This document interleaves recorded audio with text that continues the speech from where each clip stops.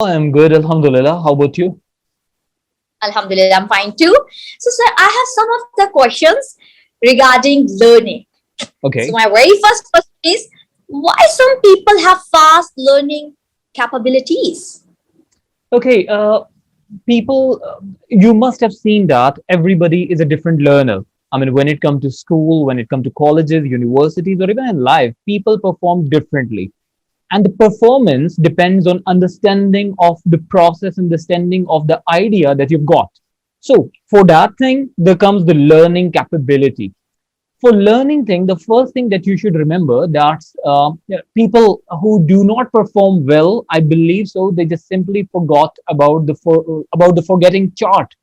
I mean, there's a forgetting chart available that says whatever you listen to, you forget approximately 50% of that after an hour.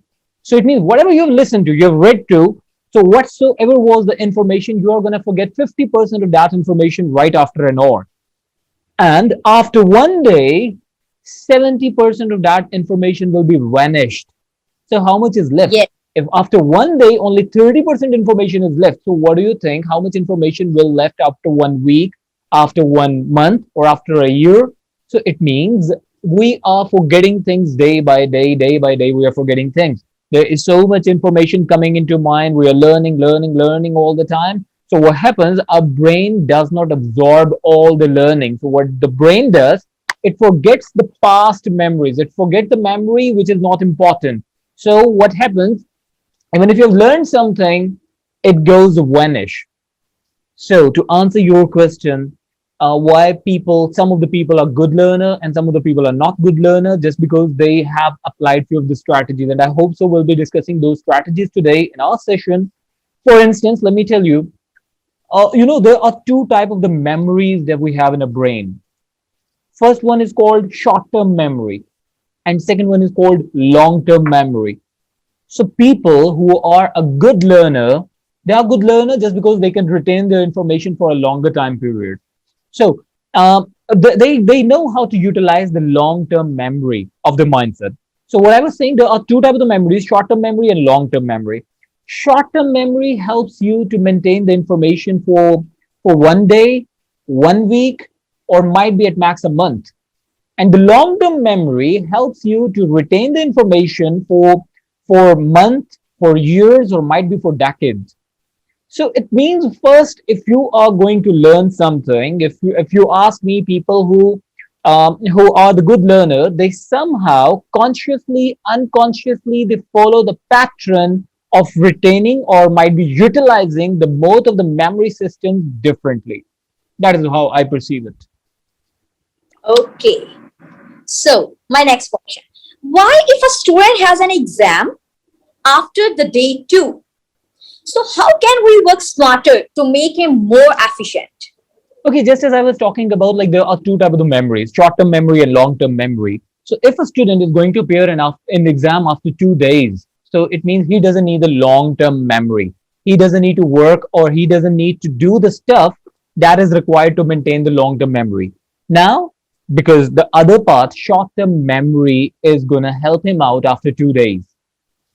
For that thing, let me tell you, there is a repetition method.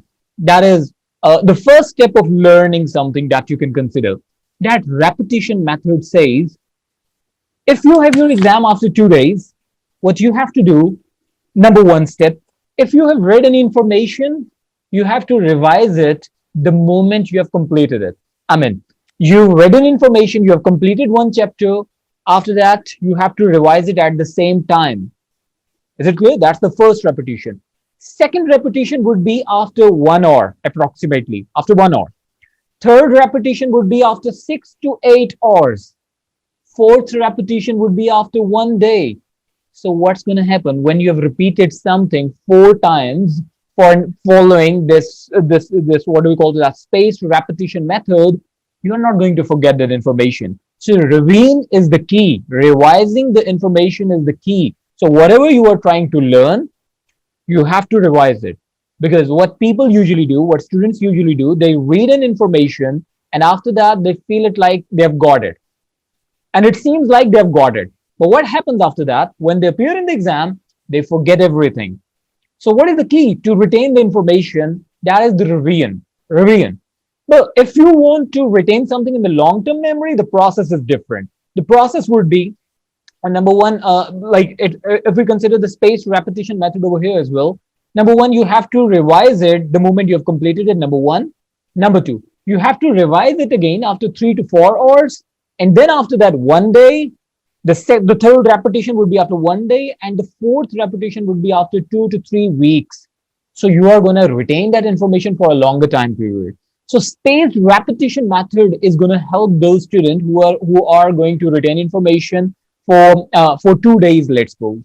And second most important thing, we always forget information or forget all the content or whatsoever we have read, we have listened to whenever we are in stress, we are in pressure.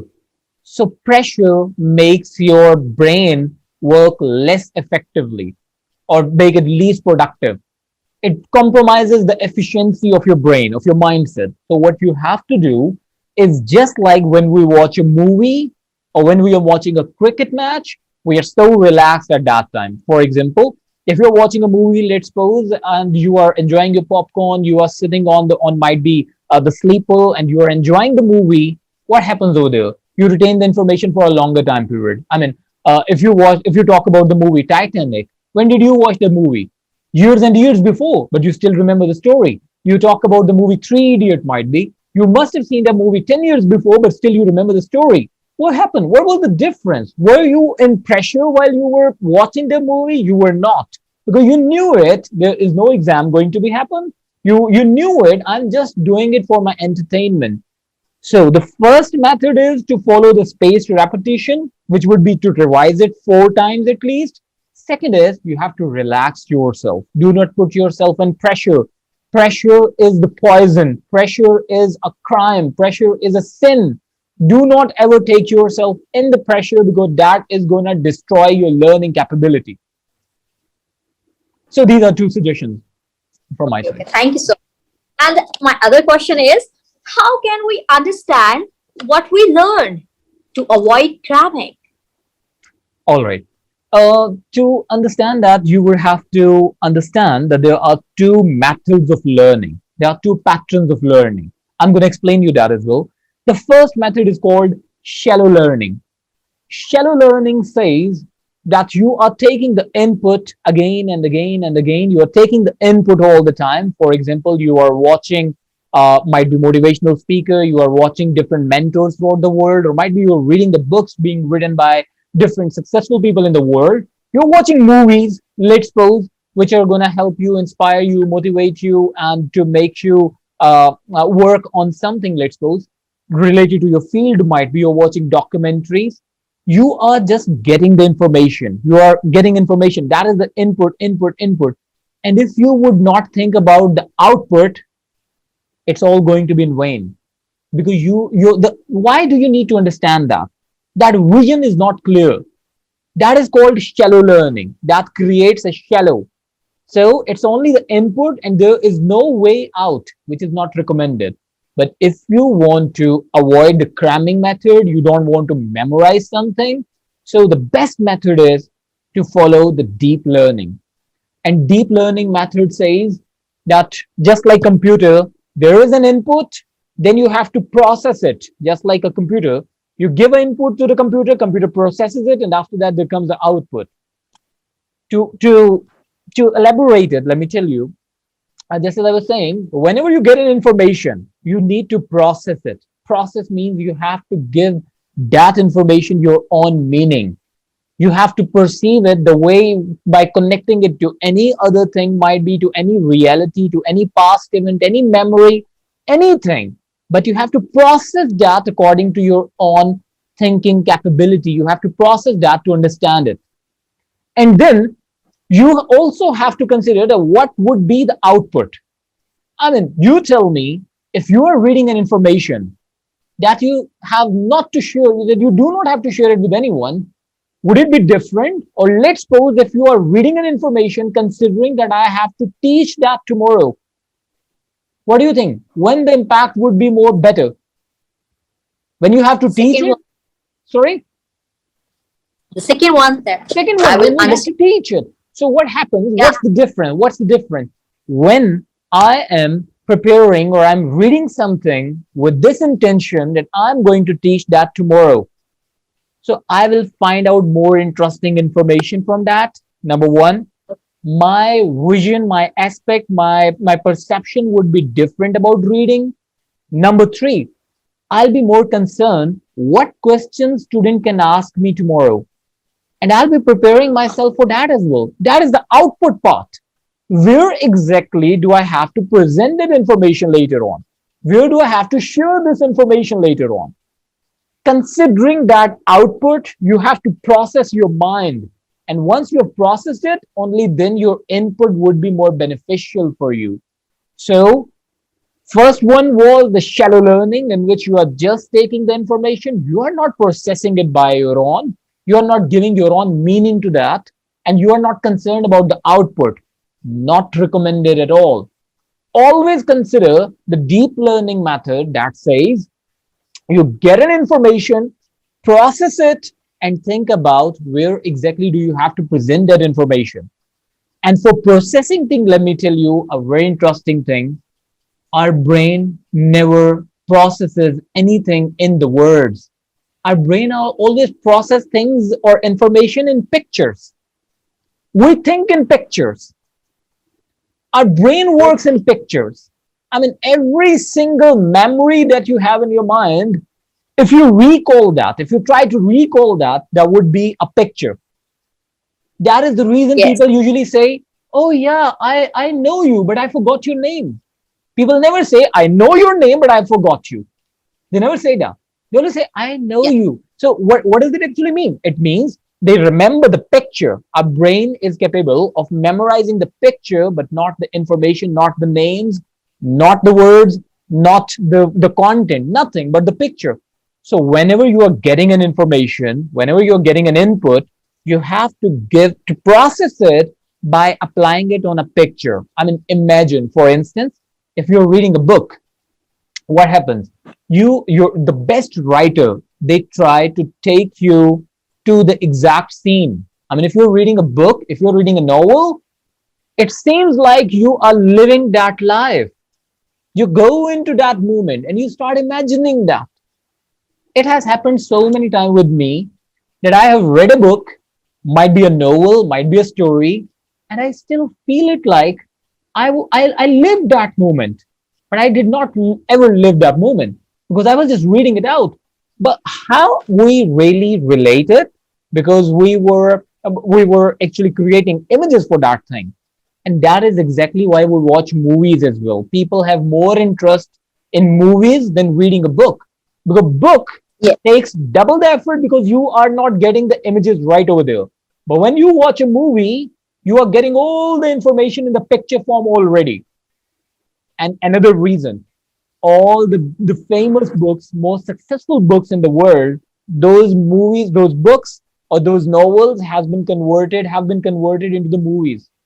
But it never happened that there is a successful movie and that has been converted into the book. It never happened. They always take Yes. book into movie, they never take movie into the book, because movie itself is a picture part. So the idea, to put it in a nutshell, the crux of this saying is take an input, process it by taking it into any picture, into any scene, and imagining the reality of the information, and then think about the output. This is how you should take it. And if you're doing this, if you're following the deep learning method, you never need to cram anything. And everything that you have read, you have listened to, you have got the information that will stay into your mind for a longer time. So we know that learning is connected to our mind. So how can we increase the efficiency of our mind?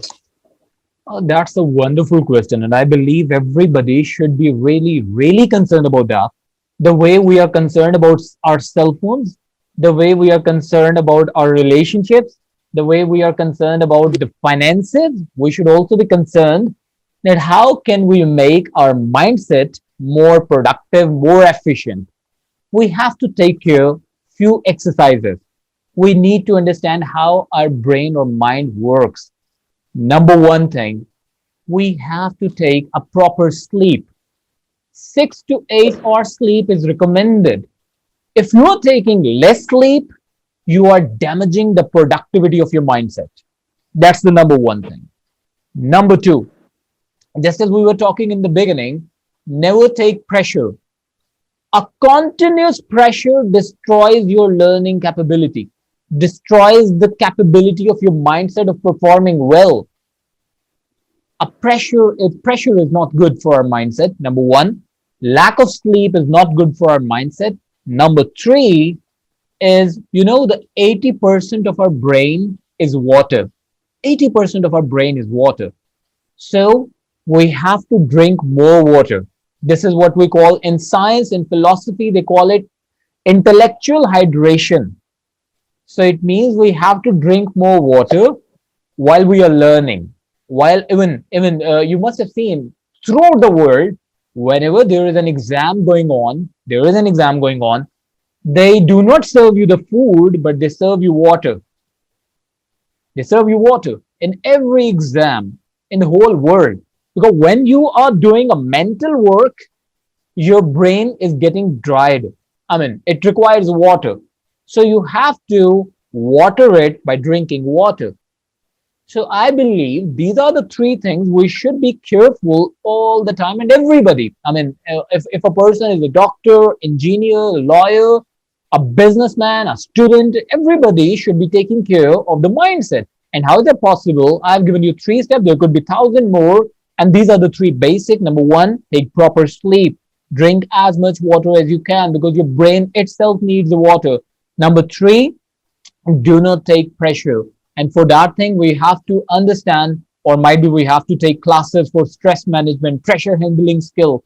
That is really important, which is just not included in our education system at all. So I believe this is how you can improve the efficiency of your mindset. Okay, including me, I hope that all of the students or all of the learners will take a lot of information from you and all of the motivational things that you are going to share with them to enhance their grades and to polish themselves. So thank you Inshallah. so much for your time. Allah Hafiz.